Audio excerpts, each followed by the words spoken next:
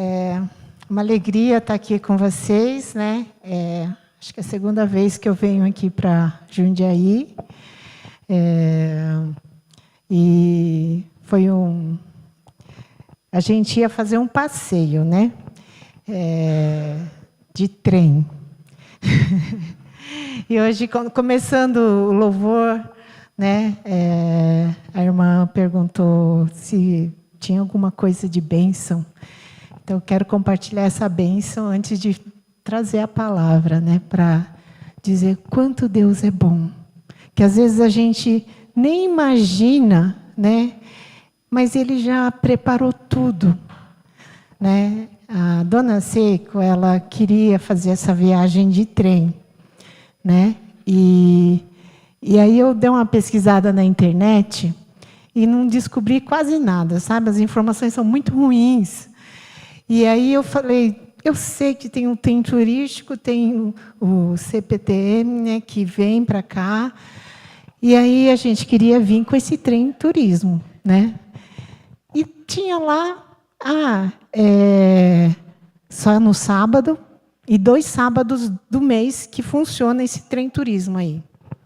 Falei, vamos lá na louca, né? Porque tinha um telefone, ligamos nesse telefone, nada de ninguém me atender. Então, não consegui pegar informação nenhuma. Então, falei, vamos na louca. Se não der para pegar o trem turismo, a gente pega o CPTM, né? Vamos, de algum jeito, nós vamos de trem para lá, né? Só que é mais confortável, né? Aí a mulher falou assim, chegamos lá, tem o trem, então vamos lá na plataforma. Chegamos lá, a mulher falou, tem que ter comprado pela internet. Aí a gente, eita, e agora nós não vamos conseguir subir nesse trem, porque não dá para comprar em nenhum lugar aqui, né? Ela falou, não, mas tem gente que comprou a mais, e é porque está chovendo, não vai vir. Então, espera um pouquinho, que depois vocês entram e sentam. Nós entramos, sentamos, tinha vários bancos vazios, né? Em determinado momento eu falei, cadê a mulher para vender para a gente, né? Ó, o valor da passagem inteira é R$50 e meia é 25, né? Aí eu falei, vixe, eu vou ter que pagar 50. Elas pagam meia, né? 25. Mas tá bom. Ficamos esperando. De um determinado momento, a mulher da CPTM veio lá. Ó, vocês ganharam, tá? Vocês não precisam pagar, é presente. Glória a Deus, gente, viemos de graça no trem turismo dizer assim, como Deus é bom, conseguir chegar, quer dizer, eu falei, não, de alguma forma a gente ia vir, né? Mas, aí até quando a gente estava indo para o centro, o taxista falou, agora dá até para voltar de a pé, né? Eu falei, não, a gente não precisa voltar de a pé, a gente volta de CPTM. Mas aí vão pagar até mais caro, né? Porque agora vão pagar. Mas como Deus é bom, né? E eu queria louvar o Senhor. Então, já começar dizendo, Deus conhece seu coração. Deus conhece o meu coração. Deus já sabe, antes da gente chegar aqui, porque eu ia vir só para passear, né? Mas aí conversei com o pastor Marcelo, ele me convidou para pregar. Falar, amém, Senhor. Então, nós obedecemos, nós vamos servir ao Senhor, né? Com muita alegria. E aí, eu orei perguntando para Deus, porque assim, eu tenho uma sequência já de mensagens para pregar lá em Guarulhos. É diferente você pregar num lugar que você não sabe, não conhece as pessoas, mas Deus conhece. E Deus sabe o que cada coração precisa ouvir. E Deus me deu essa palavra e eu queria que você pensasse junto comigo. Quem controla seu coração? Talvez você, de imediato, responda assim, é Deus, é claro. Estou aqui na casa dele, é Deus que controla o meu coração. Mas eu queria dizer uma coisa, nosso coração é enganoso, né? E muitas vezes a gente deseja fazer a vontade de Deus, Mas muitas vezes quem controla meu coração ou o seu coração é a gente mesmo. E pior, às vezes tem outro que controla. Eu coloquei quem, mas às vezes não é nem quem, pode ser o que controla o seu coração. Então eu queria que você ficasse com essa pergunta. Não fique também com, ai meu Deus, assim, né? Com medo já que vai ter uma bomba assim, um julgamento em cima de você. Não. Deixa o Espírito ministrar no seu coração nessa noite. Porque Deus quer que a sua vida floresça. E às vezes, o fato de estar tendo um controle que não é bom, a nossa vida está meio empacada. A nossa vida está meio atribulada. Antes da gente entrar nesse texto, quando eu era adolescente, eu vou pedir para o Leandro passar para a próxima. Quando eu era adolescente, eu vi uma figura. Aí eu estava comentando com o Marcelo e com a Rebeca, eles são ótimos, né, nessa parte assim, de publicação e tecnologia. Eu sou ruim. Eu falei, vou perder muito tempo para fazer um desenho, uma bolinha e não sei o que, dentro do computador. Então, eu fiz no papel. Olha, gente, vocês vão me perdoar. Eu não sou profissional que nem a Rebeca, tá? Meu desenho é bem assim, aquela bolinha com pauzinho, sabe? Aquela é a pessoa. Então, vocês me perdoam, mas dá para entender, tá? Minha ilustração aqui. Então, quando eu era jovem, eu vi essas duas. Dá para ver, né?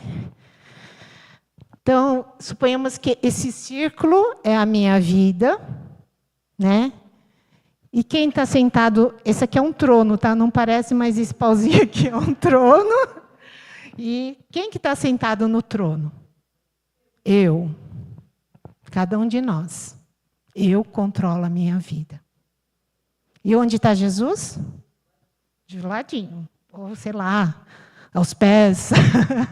Está assim, Senhor Jesus. Um dia eu estava brincando com o pessoal que... Às vezes a gente fala assim, Jesus, não deixa chover hoje, porque acabei de lavar a roupa, não deixa chover, né? A gente fica meio querendo controlar as coisas. Apesar que, eu quero dizer uma verdade, Deus nos deu uma autoridade que nós podemos declarar algumas coisas na fé e aquilo acontece porque Deus nos deu essa autoridade. Por isso que ele falou, pode dizer para o monte... Pula daqui para colar, né? Ele falou para os discípulos que vai acontecer, se tiver fé do tamanho de um grão de mostarda. E eu vou dar um parênteses aqui, porque eu estava ajudando ali no ABA uma vez, e estava um sol tão quente, um calor, mas um calor. E aí... eu falei para as irmãs, tinha umas irmãs de São José dos Campos, né, ajudando lá, e eu estava na barraca do bolo. E aí eu falei assim, pastora, né, a gente quer sempre estar ensinando, quer sempre estar ajudando os outros. Aí eu falei para elas, olha, eu vou ensinar uma coisa da oração, que às vezes muitos cristãos não entendem. E falei para elas assim, o Senhor falou para a gente falar, então fala. Eu falei, vento, vem agora, porque está muito quente. Veio um ventão. Gente, sem brincadeira. As meninas de São José dos Campos arregalou os olhos e, uau! Aí passou um tempo, a gente continuou trabalhando lá. E aí o sol foi de novo torrando ali, né? Um calor. E elas só olharam para mim assim, ó, sabe? A gente trabalhando lá, elas olharam para mim. Eu falei, oi, irmãzinhas, não aprendeu ainda? Tá bom, vou ensinar. Senhor, não adiantou só aquele ventinho, não. Põe um vento, ou põe uma nuvem sobre o sol, porque está muito quente. Sem brincadeira, gente. Veio uma nuvem, cobriu o sol e veio o vento. As mulheres abaixaram a cabeça, Senhor, a gente não tem fé, a gente não tem fé. Mas eu quero dizer assim, não é que eu estou mandando Deus. Eu estou exercendo uma autoridade que Deus nos deu. E às vezes a gente fica pensando que, Deus não se agrada. Deus não está aqui, Deus não me abençoa. Mas é porque nós não estamos exercendo o papel que Deus nos colocou. E muitas vezes deixamos lá o Jesus no ladinho. Sua vida está atribulada? Olha aqui os pontinhos. Está tudo bagunçado, né? Está tudo ali. É uns problemas. Aí vem contas para pagar. Aí vem doenças. Aí vem, sei lá, enumera aí na sua cabeça ou no seu coração as dificuldades que talvez você está enfrentando. Porque Jesus está lá. E quem está sentado no seu trono? No trono da sua vida. Aí, a outra figura que eu lembro é Jesus no trono. E as outras coisas, alinhadinha. Está tudo no lugar. As coisas acontecem no tempo certo. As coisas, às vezes, parece que está dando tudo errado, mas vai dar tudo certo, porque é Deus que está no controle. Amém? Isso aqui é uma ilustração para vocês pensarem, tá? Aí eu coloquei essa outra ilustração aqui. Por que tem essas 3 cadeiras? Aí o próximo slide, o Leif Hetland, eu ouvi ele lá no VOA, né? Ele é um cara que pregou já em muitos lugares difíceis, no mundo muçulmano. É um cara incrível, que já ministrou na vida de muitas pessoas. E ele tem essa autoridade espiritual, eles chamam de transferência de unção, porque ele tem essa autoridade na área de cura, na área de administração da vida das pessoas, e ele compartilha do evangelho com as pessoas que você nem pode imaginar, no mundo todo, né? E ele escreveu vários livros, tá? E um dos livros que eu queria compartilhar é esse aqui, ó. Chamados para reinar. Então, ele fala das 3 cadeiras. Tá? Eu vou explicar um pouquinho o que representa cada cadeira. E essa é uma outra ilustração para você pensar quem controla o seu coração. Tá? Essa primeira cadeira, ele chama de cadeira 1, que ela é enraizada no espírito de filiação. É aquela pessoa que conhece a Deus, tem Deus como pai e sabe a sua identidade como filho. Eu estou nessa cadeira, eu já aceitei Jesus, eu conheço Jesus, eu estou sentada nessa cadeira porque eu estou tranquilo. Ele até chama dessa cadeira aí um lugar de descanso. E eu gostaria que você pensasse comigo aquela passagem que Jesus vai com os discípulos, né? Eles sobem no barco e aí começa uma tempestade. E os discípulos começam a ficar apavorados, porque essa tempestade já está quase virando barco. E aí? Está tendo tempestade na sua vida? Ia ter um ciclone aqui, né? Será que teve? Não teve. Talvez Deus guardou, né, a gente. E ali, naquela tempestade, o que os discípulos pensaram? Vamos morrer. Vamos morrer, Jesus. E o Jesus? Cadê Jesus? Dormindo. E aí, eu não sei nem aonde que eu li, falava assim, é como um bebê num berço, sendo embalado pelo pai. Jesus estava lá, dormindo, né? No barco que vai virar. Para os discípulos, né? E ali, por quê? Era o melhor lugar de descanso que Jesus estava. Essa é a cadeira 1 do filho, que tem certeza que quem está controlando tudo é Deus. Eu não preciso me abalar que o mundo está caindo na minha cabeça, mas eu posso dormir porque é o Pai que está controlando, não sou eu.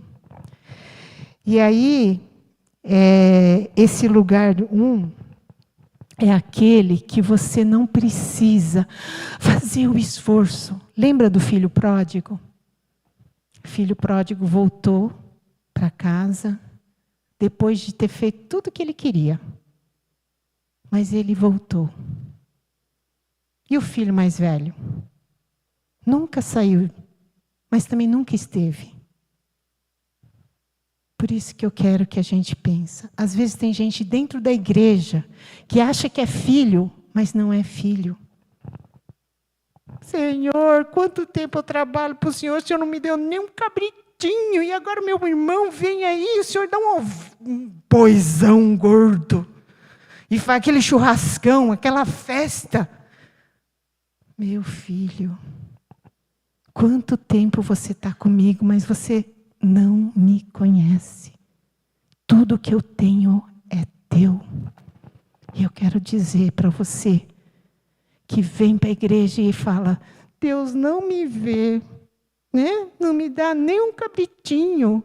Estou aqui sofrendo, Deus não ouve minha oração. Quanto 10 mil anos eu tenho que orar para ter conversão da minha família e não acontece.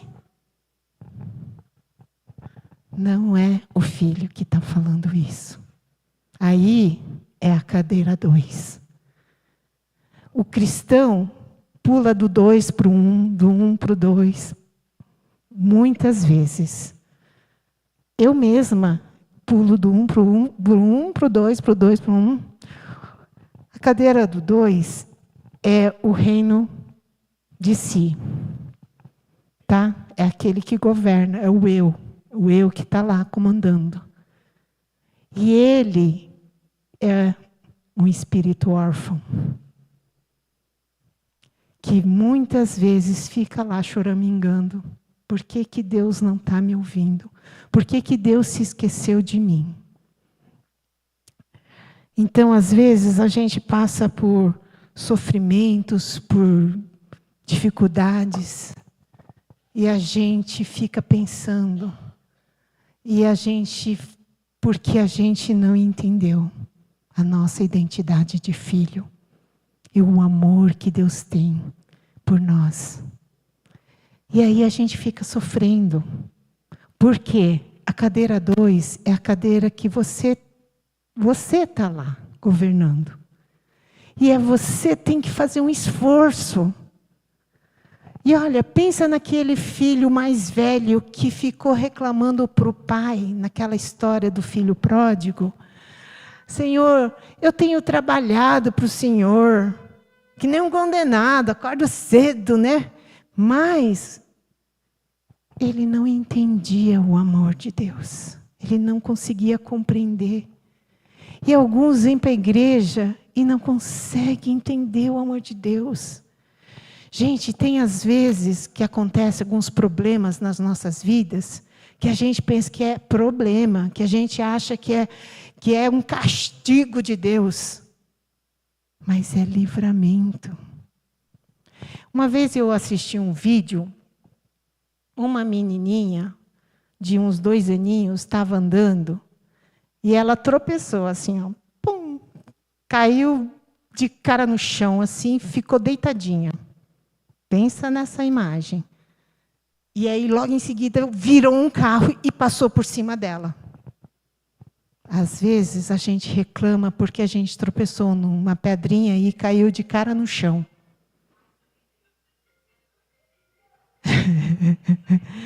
Mas foi o quê?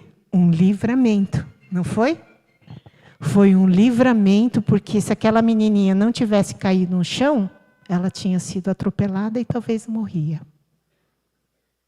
É umas coisas que às vezes a gente faz isso. E se você pensar na história do José do Egito, não sei quantos conhecem, José foi o quê? Traído pelos irmãos, vendido como escravo. Aí ele está lá, eles estavam decidindo se matava ou se não matava aquele moleque lá, do irmão deles. E ele é vendido para ser escravo. Deus tinha dado um sonho para José. Lembra? Que ele ia ser um governador. Né? E ele conta ingenuamente, bonitinho, para os irmãos, para o pai, para a mãe, tudo. Vai ser esse sonho. Os irmãos ficam com tanta raiva, aquele irmãozinho lá, que vendem ele. Quer dizer, primeiro tenta matar, mas não mata, depois vende ele. E o José poderia ficar nessa cadeira 2 e falar assim, olha também, né? Eu vou me vingar desses irmãos aí. Porque cadeira 2, um espírito de orfandade, que não entende os propósitos de Deus, que não entende o plano maravilhoso que Deus tem para as nossas vidas. E aí o José está lá, né? Tudo bem, foi vendido. E aí vai na casa de Potifar. Ele sempre fiel. O Potifar fala, nossa, esse cara é bom. Tudo que ele põe a mão prospera. Vou pôr ele como, sei lá, um segundo depois de mim. Aí vem o quê? A bênção, né? A mulherzinha lá, tentadora. Tenta José, e José se esquivando dela, onde que ele vai parar? Na prisão. E na prisão, ele poderia, Senhor, tem alguma coisa errada, tá muito difícil aqui, que é desde aquele sonho lá que o Senhor me deu, né? Mas serviu com fidelidade naquela prisão. O carcereiro pôs ele lá, não, vamos pôr ele até num lugarzinho bom, porque esse cara é bom. Aí vai lá, o copeiro e o padeiro do faraó. Percebe uma coisa? A gente não está vendo todo o que está acontecendo na história toda. Talvez José também não conseguia ver. Mas na Bíblia não fala em nenhum momento que José falou, nossa, Deus, o Senhor está errando aqui nesse negócio. Né? E a gente faz isso. Porque muitas vezes a gente está na cadeira 2. Entendeu? Não está na cadeira 1 de conseguir compreender o propósito que Deus tem para lá. E aí, o José chega, né? Foi chegando cada vez mais perto da onde Deus queria que ele estivesse. E a coisa mais linda é aquela declaração do José, quando ele fala para os irmãos. Ó, vocês acharam que era vocês que estavam comandando, controlando a minha vida. Mas quem estava no controle de tudo era Deus. Deus preparou tudo isso e cheguei aqui para preservar a vida do povo. E não foi só do povo de Israel. Foi de todo aquele povo que estava naquele lugar, naquela época. Porque se não fosse a sabedoria que Deus colocou na vida de José, talvez iam ser desperdiçados a comida. Né? Naqueles 7 anos de fartura, não ia ter celeiro nenhum, não ia ter grão nenhum guardado. E nos 7 anos de seca, todo mundo ia morrer de fome. Entende? Deus precisou levar o José daquele jeito. E às vezes, nossos caminhos também, você fala, será, Deus, tem alguma coisa errada? Eu estou sendo tão obediente, mas por que eu estou sendo demitido? Né? Eu estou sendo tão obediente, mas por que minha mãe morreu? Eu estou sendo tão obediente porque agora estou com câncer. Né? E a gente vai questionando os problemas, dificuldades. Mas às vezes é um preparo. Se você está sentado na cadeira certa, na cadeira. A cadeira 3, coitadinho, é a cadeira do perdido. É a cadeira daquele que está longe de Deus. E talvez tenha gente que ainda está longe de Deus, mesmo estando dentro da igreja.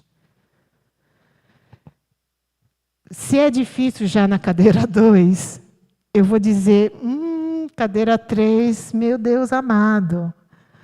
Por quê? Você não vai conseguir compreender as coisas que Deus pode usar. Por isso que a Bíblia fala que há males que vêm para o bem, ou em Romanos que fala, todas as coisas cooperam para o bem daqueles que amam a Deus, daqueles que são chamados segundo o seu propósito. Todas, gente, é todas. Não é uma coisinha só. Se todas as coisas cooperam para o bem, ou seja, todas é todas. Então, coisas boas e coisas ruins. Todas as coisas cooperam para o bem daqueles que amam a Deus. Eu vou dar um exemplo assim, bem bobinho, tá? Eu estava na feira e conversando, porque eu sou uma pessoa muito... Eu fico conversando.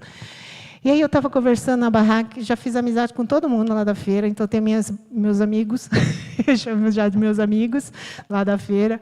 Aí estava conversando lá na barraca da mulher que vende batata, cebola e alho. Conversa, trocar receitinha e não sei o que lá, não sei o que lá. E aí, nesse meio tempo, ela me cobrou tudo aquilo que eu comprei. E aí eu já estava na outra barraca. E ela falou, amiga, você esqueceu a cebola. E tinha sido lá 1 quilo de cebola, né? Ela falou assim, olha só a bênção. Mas meu marido não deixou te cobrar, não. Ele mandou te dar. Aí eu, que bênção, conheci o marido dela aquele dia e ele mandou dar a cebola para mim. Eu amei, obrigada, amiga. Deus te abençoe. Aí fui para a próxima barraca. Barraca lá do Liu, que é um chinês. E aí, compra também. E ele atende um monte de gente também. Nesse lá. Eu comprei as coisas, comprei o tofu. E aí, fui embora correndinho, fui na outra barraca da fruta. Cheguei na fruta, rearranjando ali as comprinhas. A pessoa é doida, né? Porque é sozinha e quer comprar o mundo, né? Eu mexi nas sacolinhas lá para não amassar as coisas mais frágeis. Cadê meu tofu? O tofu é uma coisa frágil, então, né? Estava caçando o tofu para pôr mais em cima. Ai, meu Deus, o Liu esqueceu o meu tofu. Volta lá correndinho, deixei as sacolas na barraca da fruta e volto lá. Liu, você esqueceu o meu tofu ou você não cobrou o meu tofu? Eu já nem sabia nessa altura do campeonato, né? Ele falou, eu cobrei sim. Ai, me perdoa, é que atendendo as outras clientes, esqueci o seu tofu. Aí ele foi pegar o tofu. Junto com o tofu, ele pegou o tomatinho laranjadinho, que eu achei bonitinho, mas eu não comprei, entendeu? E eu ganhei o tofu, os tomatinhos laranja.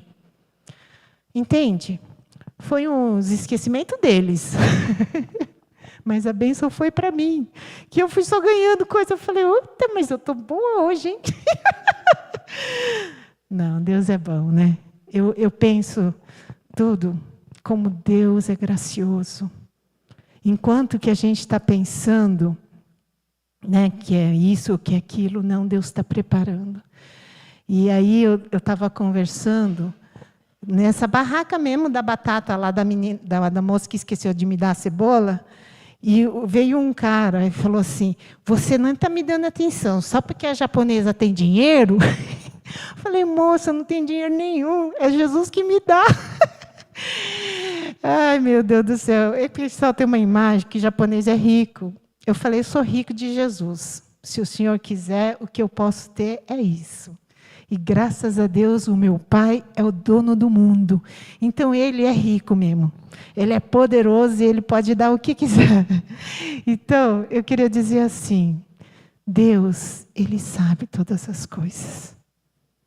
Eu só contei coisas assim, simples e bobinhas até, mas para dizer, se Deus te dá essas coisas simples, quanto mais as coisas maiores. E às vezes a gente está choramingando na nossa casa, porque a gente não está entendendo que o problema não é com Deus. O problema aqui, ó, sou eu. É eu que estou querendo comandar, é eu que estou querendo controlar as coisas. Mas olha, em primeiro lugar, Deus é muito bom e Deus nos ama.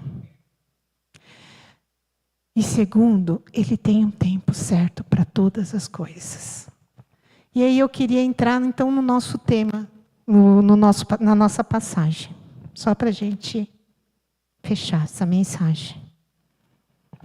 Mateus 16, 24 a 28. Vamos ler, né? Mateus 16, 24 a 28.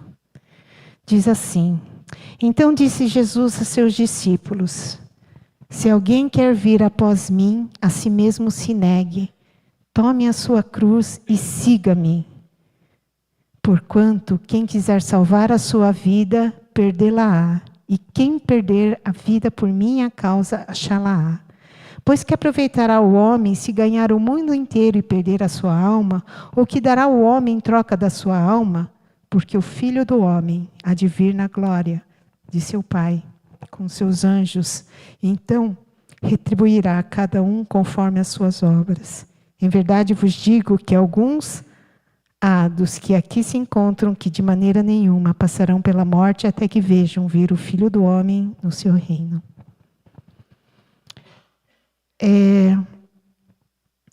Jesus, ele deu essa palavra e talvez havia uma multidão. Talvez não, né? Tinha sempre uma multidão, porque Jesus curava, Jesus dava comida, né? Multiplicava aqueles pães. Jesus era o amor manifesto de Deus. Mas Jesus começou a falar as verdades, a mostrar as coisas que estavam no coração das pessoas. Já começou a incomodar os fariseus, né, os escribas, aqueles líderes religiosos, pessoas que, né, talvez deveria conhecer a Deus, né? Deveria conhecer seus mandamentos, mas estavam longe de Deus. Então Jesus diz aos discípulos: se alguém quiser me seguir, a primeira coisa, gente, que eu acho a coisa mais difícil, negar-se a si mesmo. Ai, como é difícil, né? A morte do nosso eu.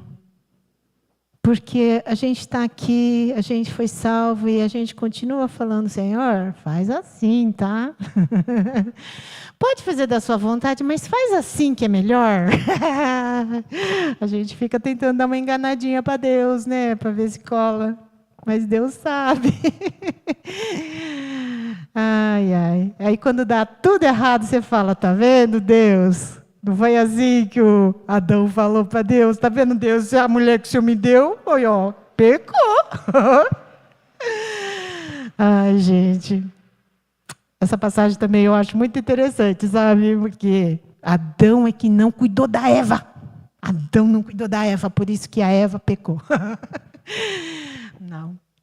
Senhor, ser humano é fogo, né? A gente sempre quer fazer do nosso jeito. A gente sempre quer fazer do nosso jeito. É difícil negar-se a si mesmo. E Deus começou a falar comigo no ano passado. Ele falou muito assim, olha, tem muita idolatria. Tem muita idolatria dentro da igreja.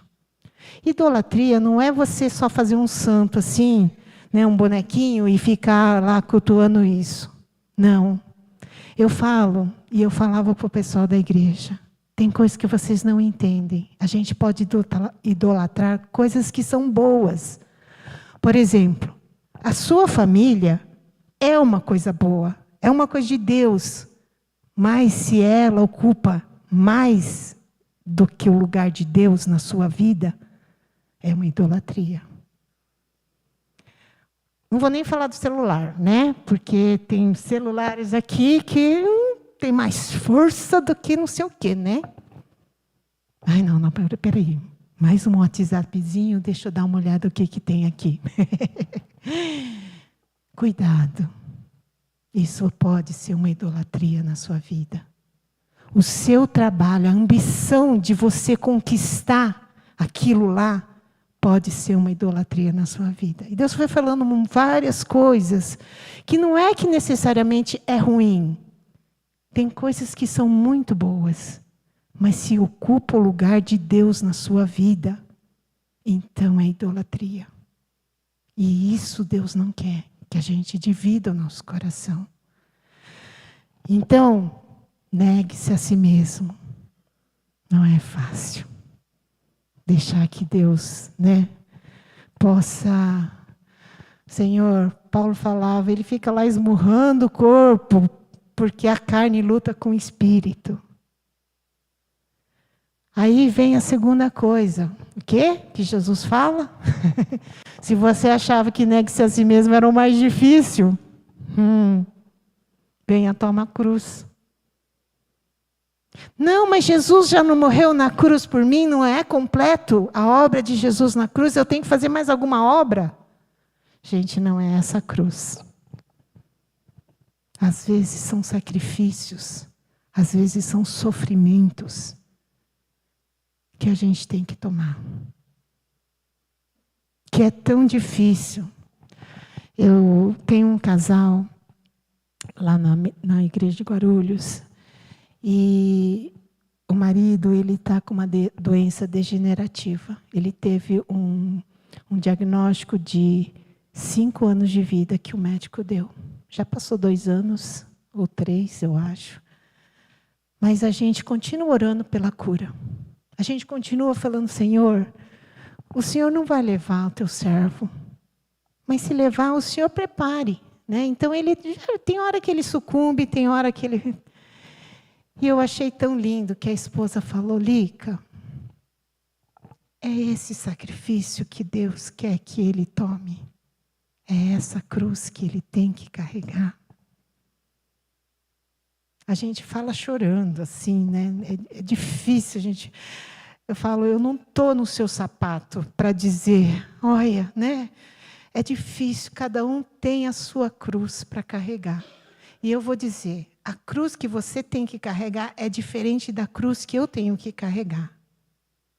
Mas Romano diz que não tem nenhuma tentação que é maior do que a gente possa suportar. Mas se for maior, Deus vai te mandar um livramento. Ou uma coisa para você suportar. Uma força, alguém para te ajudar. Amém? Eu não sei qual a cruz que você tem que carregar. Mas se você quer seguir Jesus, eu vou dizer, vale a pena seguir Jesus. Então tome a sua cruz. Porque Jesus, ele nunca prometeu um mar de rosas. Certo? Em João 17 ele fala. Eu não peço para Deus tirar você do mundo. Graças a Deus, Deus nos deixou, por quê? Para sermos testemunha dele. Mas eu guardo vocês nesse mundo. Eu dou força para vocês nesse mundo. E eu, além disso, eu quero que vocês confiem em mim, porque Jesus fala, eu venci o mundo. Essa é a nossa promessa. Nós temos um Deus que é maior do que tudo. Que é maior do que o diabo, é maior do que todas as coisas que estão tentando nos afastar dele. E aí, então, vale a pena, né? Toma a sua cruz, que aí significa não só os sofrimentos, mas esse compromisso. Olha, tem hora que é difícil de acordar, né? Ou tem hora que é difícil de vir para a igreja porque está chovendo. A gente tinha uma piadinha. Você não é crente de açúcar, não vai derreter na chuva, né? Pode vir. Né? Então, mas às vezes são esses sacrifícios. Eu gostaria tanto de estar tão bom aqui, né? Estou dando uma descansadinha. Né? Mas por que eu tenho que parar e eu tenho que ajudar o outro? Talvez é esse o sacrifício que Jesus quer que você faça. Tome a sua cruz e siga-me. E siga-me é essa decisão, é essa escolha. Eu falo que a vida é cheia de escolhas, né? E para cada escolha que você faz, tem uma consequência. Se você escolhe bem, a sua consequência vai ser boa. Se você faz uma escolha que não é boa. Então, por isso, nós precisamos entender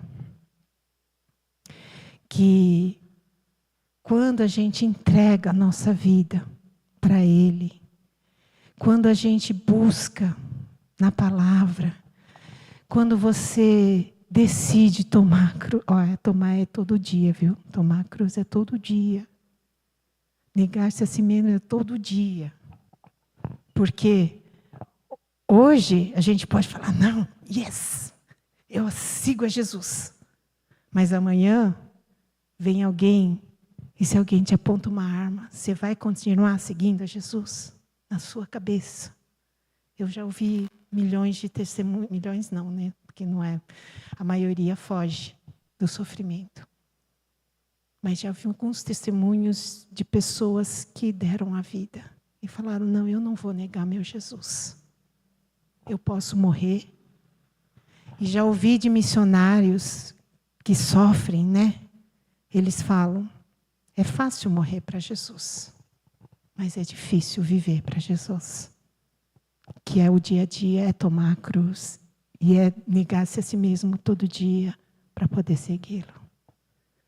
Porque eu vou dizer, o mundo é mais fácil. É a porta larga. Mas a estreita é onde vale a pena. E é onde que Jesus quer. Então, eu não sei como está o seu coração. Eu não sei quem controla o seu coração ou o que controla o seu coração. Mas nessa noite eu gostaria que você fizesse essa entrega. E se tem algo que Jesus está te falando, ou se você nunca entregou a vida para Jesus, eu quero deixar esse desafio para essa noite você fazer isso.